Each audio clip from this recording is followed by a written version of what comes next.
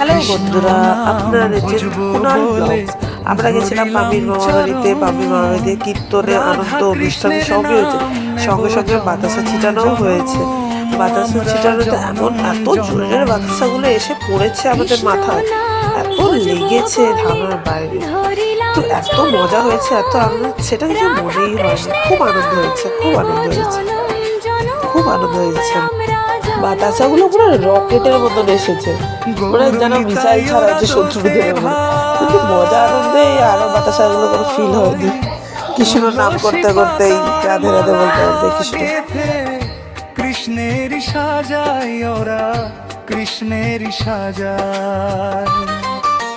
কৃষ্ণ নাম ভজবো বলে ধরিলাম চরণ, রাধা কৃষ্ণের নাম নেব জনম জনম, আমরা জনম।